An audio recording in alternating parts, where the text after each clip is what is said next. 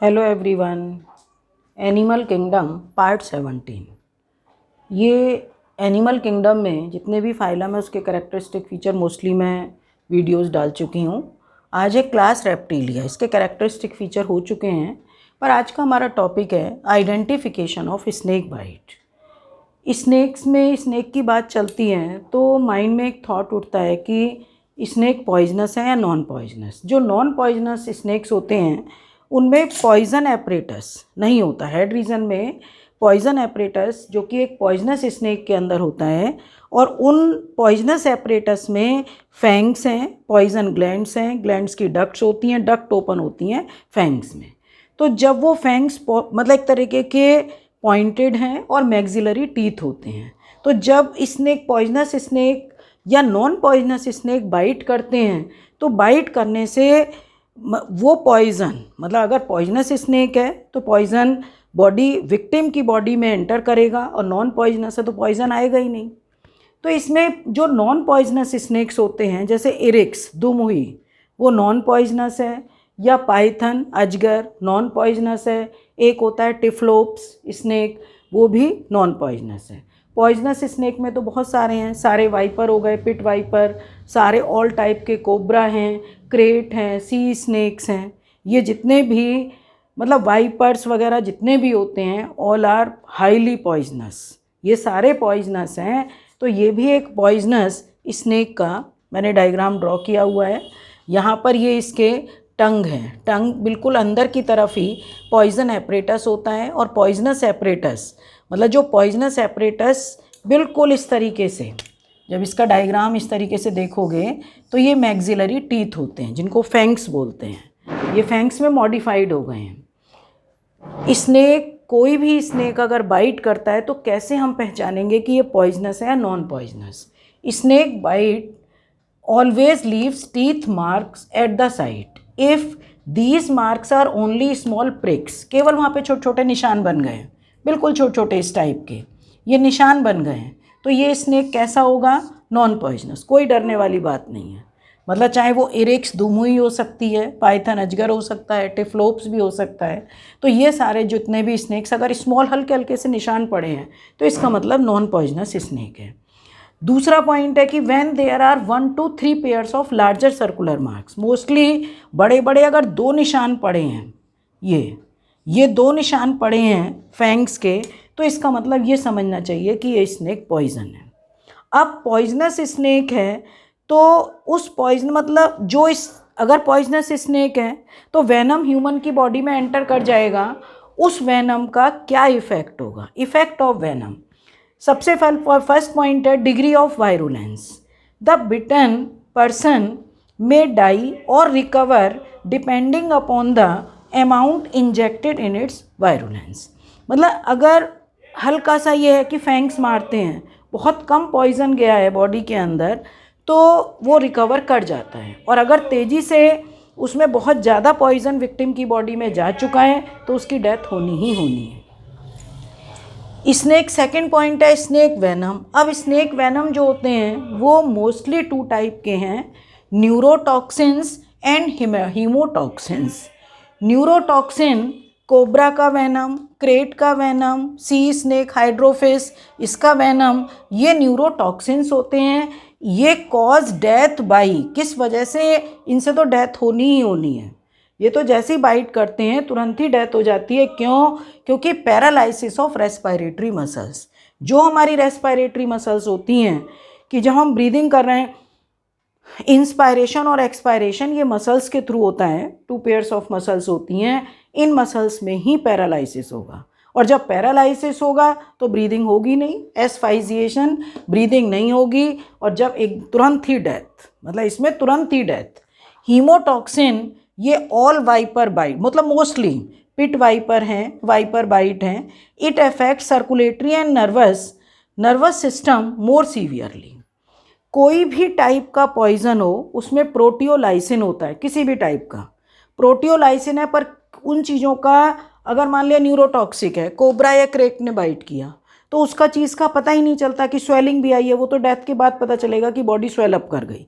प्रोटियोलाइसिन का मतलब है कि उस जहाँ पर बाइट किया है धीरे धीरे धीरे धीरे वो स्वेलअप करने लगती है, पेन हो गया, रेडिशनेस, मतलब एक तरीके से रेड हो गया वो एरिया, और धीरे धीरे पूरी बॉडी स्वेलअप कर जाती है। या इसके अंदर कार्डियोटॉक्सिन्स हैं। कार्डियोटॉक्सिन्स का मतलब जो ब्लड वेसल्स होती हैं, ब्लड वेसल्स के सबसे अंदर की वॉल होती है एंडोथीलियम, वो एंडोथीलियम ही डैमेज हो जाती है, जिससे कॉन्टिन्यूसली लगातार ब्लीडिंग होती रहती है।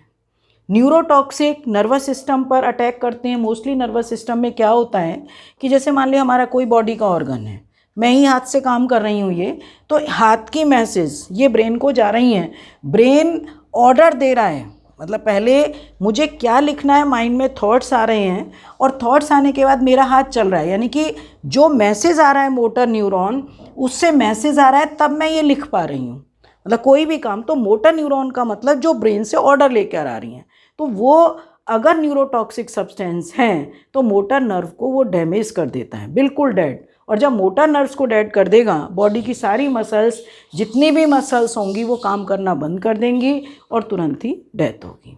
ओके, अब इसमें मैंने बताया कि यहाँ पर कोबरा न्यूरोटॉक्सिक पैरालिसिस हो गया। हीमोटॉक्सिन में ये मोस्टली पिट वाइपर या वाइपर बाइट हो, circulatory and nervous system more severely. अब इसके मेन होता है कि ट्रीटमेंट ऑफ स्नेक बाइट, मतलब स्नेक ने बाइट कर लिया, कई बार होता है गाँव वगैरह में, तो इस मोस्ट कॉमन है।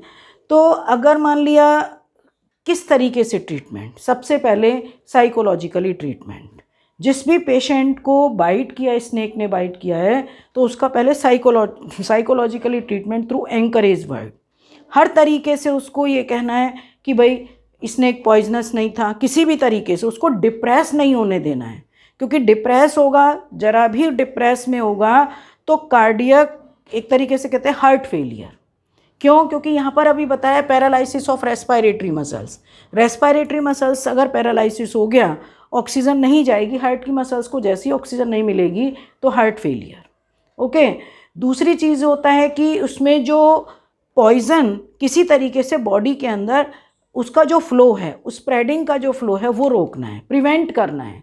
और उसको प्रिवेंट करने के लिए जिस बॉडी पार्ट में भी कट किया है, तो कट करते समय उसको या तो टाइटली हम मतलब बांध देते हैं, टाइटली बांध कर, और जहाँ पर कट किया है किसी भी मैकेनिकल जो मतलब इंस्ट्रूमेंट होते हैं, सकर्स होते हैं, इनको मैकेनिकल सकर्स भी बोलते हैं, उसके थ्रू वहाँ से ब्लड को निकालते हैं। कई बार ऐसा होता है कि दूसरा कोई पर्सन है वो माउथ से उस वहाँ के ब्लड को निकालता है, नॉर्मली पिक्चरों में दिखाया जाता है। तो उसमें बस ये ध्यान रखना है कि जो भी दूसरा पर्सन उस पॉइजनस ब्लड को, पेशेंट के जिसको बाइट किया है ब्लड निकाल रहा है, तो उसके खुद के माउथ में भी कहीं कट नहीं होना चाहिए।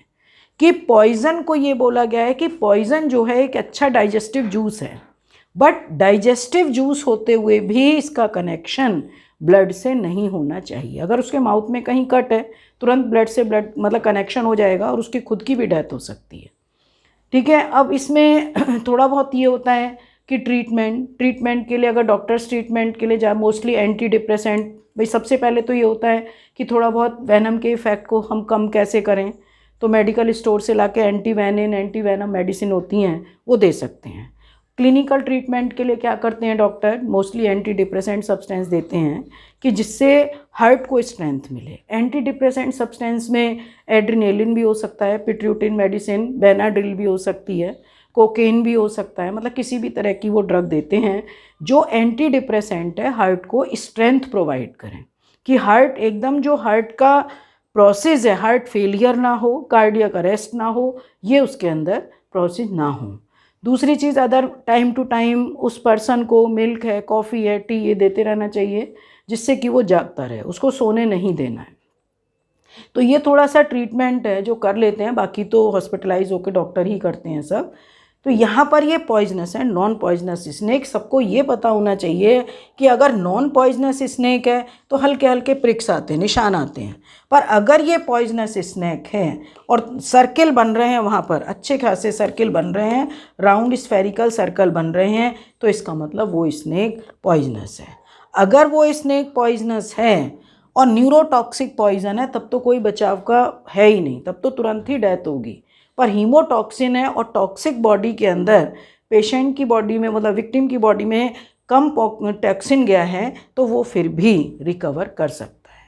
तो उसको रिकवर के लिए सबसे पहले साइकोलॉजिकली, फिर prevent the spreading of venom in the body, फिर उसके बाद कि कैसे थोड़ा बहुत उसको जो वेनम है, वेनम के हम असर को कैसे कम करेंगे, क्लिनिकल ट्रीटमेंट क्या है, तो ये सब चीज़ें। Okay, thank you.